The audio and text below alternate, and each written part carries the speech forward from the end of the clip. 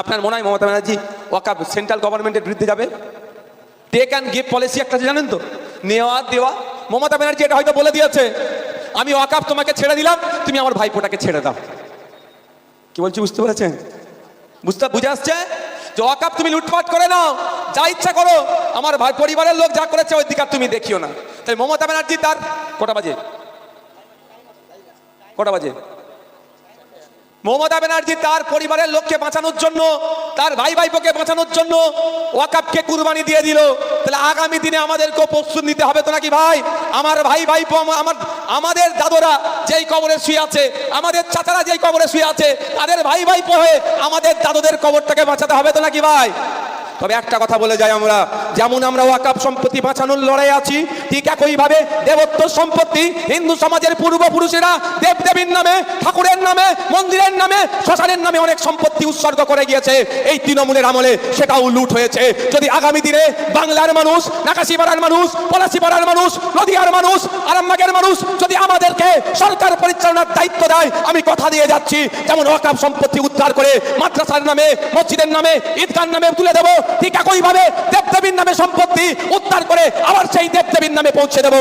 মন্দিরের সম্পত্তি উদ্ধার করে মসজিদ মন্দির কমিটিকে বুঝিয়ে দেবো, জেরতানের সম্পত্তি উদ্ধার করে জেরতান কমিটিকে বুঝিয়ে দেবো। এক কথাই যে সম্পত্তি, ধর্মীয় সম্পত্তি এই তৃণমূলের আমলে লুট হয়েছে, সমস্ত সম্পত্তি উদ্ধার করে সেই ধর্মস্থানের হাতে আমরা তুলে দেবো। শুধুমাত্র মুসলমানদের ওয়াকফের নয়, যত ধরনের রিলিজিয়াস এন্ডোমেন্ট আছে সেগুলোকে আমরা উদ্ধার করবো। সে কি গির্জার সম্পত্তি হতে পারে, সেখানে আমরা তুলে দেবো। সহমত নাকি আমার সাথে? সাথ দেবেন তো আপনারা?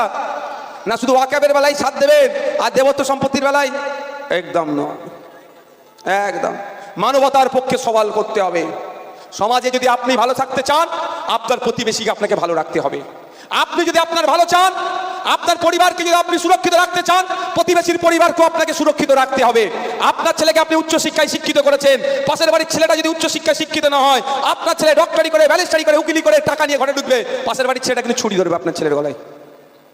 সে তো উচ্চ শিক্ষায় শিক্ষিত হয়নি, সে কম্পিটিশন আসতে পারছে না। তাহলে আপনি যদি ভালো সুখে থাকতে চান, আপনার পাশের বাড়ির লোকটাকেও আপনাকে সুখে রাখার ব্যবস্থা করতে হবে। তাই এই সমাজ ব্যবস্থায় আমরা কেউ আলাদা নয়।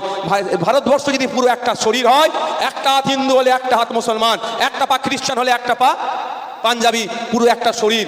একটা শরীরের যদি একটা হাত বা একটা পা যদি খোঁড়া হয়, তাকে আমরা বিশেষভাবে সক্ষম বলি। তাহলে ভারতবর্ষকে আমরা বিশেষভাবে সক্ষম দেখতে চাই না। সুস্থ সবল ভারতবর্ষ আমরা, হিন্দু মুসলমান জৈন খ্রিস্টান আমরা আলাদা নয়, আমরা ভারতীয়, এটাই আমাদের পরিচয়। এটা নিয়ে আমরা লড়াই করব।